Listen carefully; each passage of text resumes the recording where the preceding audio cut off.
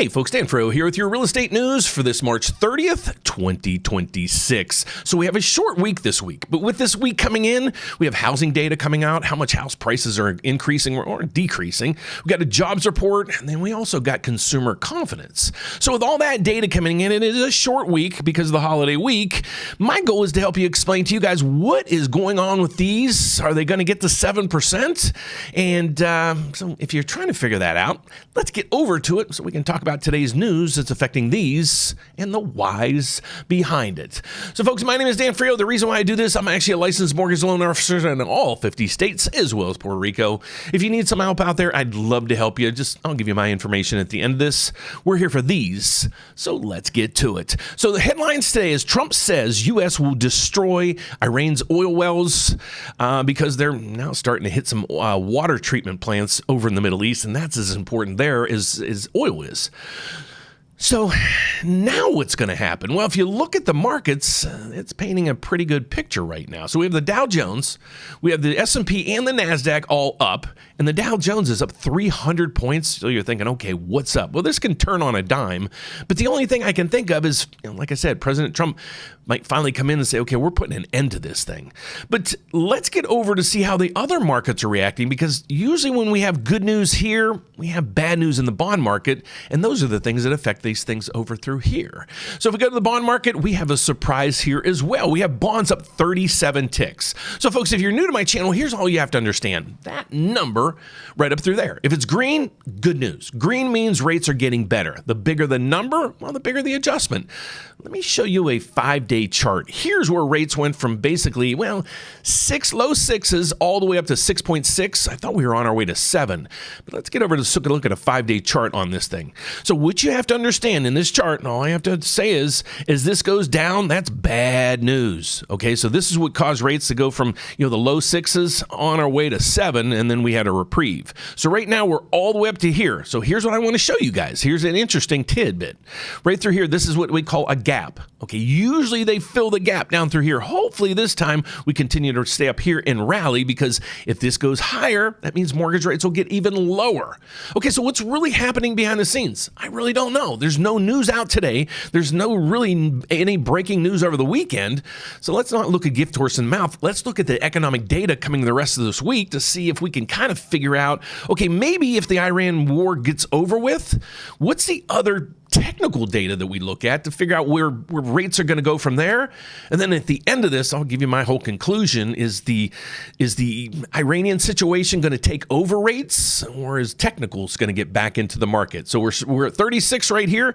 So let's hang on to that as we progress through, and then we'll come back and see where this ends at the end of the video. So the data we got coming in this week is right through here. On Monday, we have Federal Chairman Powell coming out and speaking. We also have another Fed official coming out. I don't really think they're going to reveal anything here that we don't know. So let's go back through the rest of this week. And now here's some interesting information that we're going to get.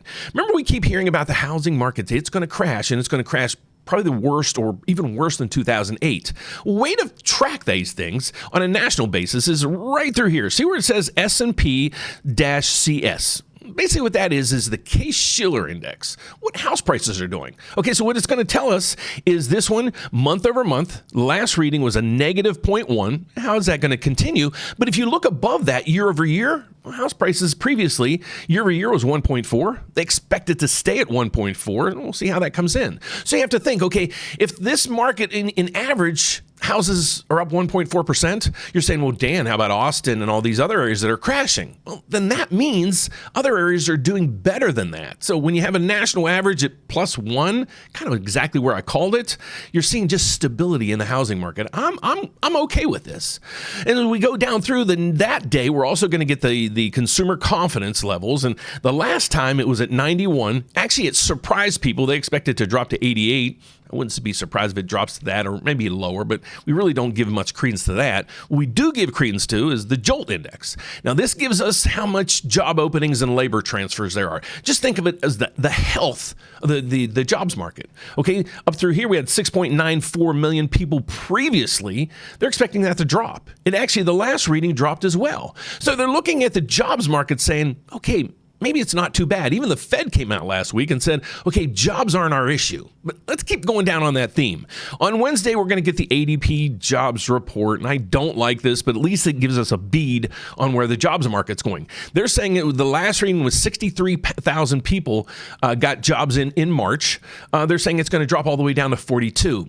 I don't know what that's going to go. If you take their analysis each week that they come out with, you can probably figure that out, but I'm not going to put that much effort into ADP. Then we're going to go to retail sales and things like that. All this stuff through here is also going to give us a little bit of a beat on in the inflation numbers. Then on Thursday, here's the numbers from the government. Okay, we're going to get initial jobless claims right through here. That tells us how many people got let go. Okay, but then what we're going to get each Thursday, we get these numbers. You're going to get continued jobless claims. How many people continue to get on unemployment? We don't want this number to keep increasing because that means there's a buildup of the unemployment. And then you're going to see the unemployment rate spike. You realize the unemployment rate been at 4.4 for the last 2-3 years. So it really hasn't moved at all. And the Fed finally came out and said, okay, we're not going to really pay attention to that. We need to fight inflation. Okay, then on Friday, basically the markets are closed. Okay, so I won't be reporting on Friday as well. We're going to get average hourly earnings, a whole bunch of information, even the unemployment rate. We'll see how that day goes. If I can, I'll try to post a video, but I'm going to try to just spend the day with my family. So that's the data we got coming out all this week. So is there anything in here that you might say, okay, the bond market's really rallying? Why should that be? And the stock market's also really, got the Dow Jones futures up over almost 400 points. Well, let's get some other information that we have. Let's look at the technicals. Let's look at what the Fed looks at. Let's look at what the bond market looks at, because that's the stuff that really controls rates, okay? The Federal Reserve watches these two things to control that rate over there. That's the federal funds rate. Pretty interesting what that is. Look it up, Google it, and just, comment down below what your thoughts are. Don't you wish we can get those rates? But they look at the PCE, the inflation number. Okay, that's what we're going to focus in on because the jobs report's kind of out the door right now. Inflation in January was 2.8. This is the number they want at 2. Okay, so in January, we had oil at 60. Okay, if you have oil at 30% of the inflation numbers, energy, if you have that now at $100 a barrel, that's where it is right now. What do you think is going to happen to that PCE number? Let me know down below. My thought and my economics and my math genius, I'm going to say that number is going to go up. It's going to go way above 3. So I'm going to think the PCE, the inflation number that the Federal Reserve watches as the data comes in and puts in oil, this thing's going to go 3, 3.2. It could go 3.5. It's going to freak out the markets. So now people are going to say, are we going to be in a recession, a depression? What's going to go on? Well, if you really want to track this stuff, subscribe over there. This is what we talk about every day, because if you're a homeowner, home buyer, you need to know the technicals about this. I hope you're a realtor or loan officer trying to learn these things so you can help me educate the consumers out there. So let's get over to the last piece of the puzzle. Here's what the Federal Reserve is expected to do at the next meeting. You're going to hear mainstream media coming in saying, now there's a chance the Federal Reserve, they're going to increase rates. Let's go over and let's fact check them. Okay, what we're going to do is we're going to go to the CME Fed. This basically is the CME Fed Watch tool. The Chicago Mercantile Exchange puts this together. And they say in 30 days, the Federal Reserve is going to do what? Okay, remember, the federal funds rate is 3.5 to 3.75. Okay, let's get to the next puzzle. You go down through here. Now, look what the probabilities are at the next meeting of where rates are going to go. Okay, remember I said they're 3.5 to 3.75 right now. If you go down through here, the odds of a rate cut don't really go over 50% until what? July, August, September of next year. So basically all cuts are off the table for this year as of right now. But if you go over to, are they going to increase rates? No, they're not going to increase rates. They can't in this environment because the inflation we're getting right now is purely energy. If you look at a lot of the other sectors, we're not going to get it there. It's going to gradually compound there because oil's in everything. So what should you do if you're a homeowner or home buyer? Let's get over to this. Should you lock in or should you float? Let's talk to homeowners right now. I just created Rate Watch 2.2. Yes, 2.2, and this thing is truly on AI. What this is going to do, let me show it to you. If you're a homeowner, plug that in, click it, and here's what it's going to do. You're going to actually go through this and actually tell me about your mortgage. Okay, and then you're going to get to the next screen. It's going to say, okay, here's your terms. But if you were to refinance today, here's what your numbers would look like. And it's going to be based on these numbers right through here. Okay, the Mortgage News Daily reports. But let's say, for example, you want to say, okay, what rate can I really get? Instead of going to bankrate.com and all these other places and have your credit pulled 100 times and then they'll get back with you with all these numbers. How about if you could do one application, one credit pull, and figure out right here what kind of rate you can get. As you're progressing through this, you can actually click the button, put in all your parameters, hit it, and you're going to get live interest rates. These are live rates, folks. These aren't bankrate.com where you're just going down this funnel. These are actually live rates. So what we're going to track for you is the rate. When a rate hits a specific number, we'll call you, text you, and email you. Let's go over the numbers, see if it makes sense for you to refinance. It's also going to, you'll be able to put in here saying, okay, if I can save $300 a month, $400 a month, $500 a month, call me, text me. That's what this thing does right through here. So you'll be able to look up your true, real interest rate. And then if that's not good enough, we'll be able to track these things for you. But if you're looking to buy, we got a ton of people this weekend. I was actually working yesterday, believe it or not, going over contracts with people. I'm telling them right now, if we're not going to close, a lot of people are not closing until May. Let's just hold off. We're going to get you approved and then just hold off. Okay. If you're a homeowner, put your information in Rate Watch 2.2. We're going to watch it for you. Don't have to right now. Just wait. Rates are going to come down. Okay. But if you're looking to buy, what should you do? If you're closing in 2 or 3 weeks, you got to lock. But if I'm going out further than that, if I'm 30 days or beyond, just float. Float. Because rates could go up a little bit more. And you can see how when they go up really fast. When they come down, they gradually come down. So make sure you're ready. So let's get you pre-approved, not pre-qualified, and make sure we can also track those rates for you. So folks, once again, my name is Dan Frio. I'm actually a licensed mortgage loan officer in all 50 states as well as Puerto Rico. I've been doing this now 36 years, I can actually say. So I've been doing this over 36 years.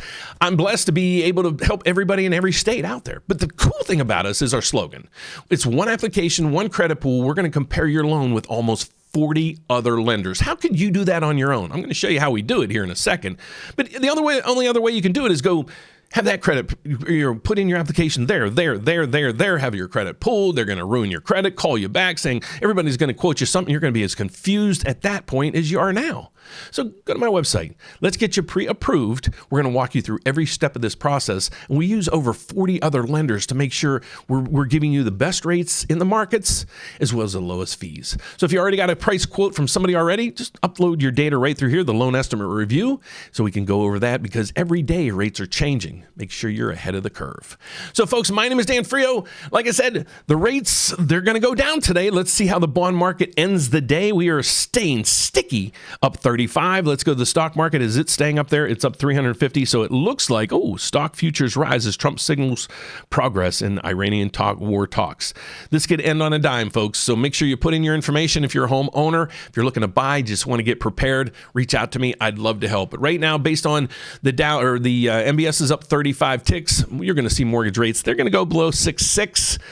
They might be in the 6.5, 5.8 range, but that's about it for today. So that's it for my market report. I'll be back tomorrow morning to let you know what in the heck went on with these today, what we expect for tomorrow, and the rest of the week. So thanks for watching, folks. God bless. Have a fantastic afternoon. And if you would, subscribe over there. Let's get to 50,000 subscribers, maybe by June. Help me out. Only you guys can help. Thanks for watching. God bless. Have a fantastic day. Be safe out there. I'll see you tomorrow. Bye-bye.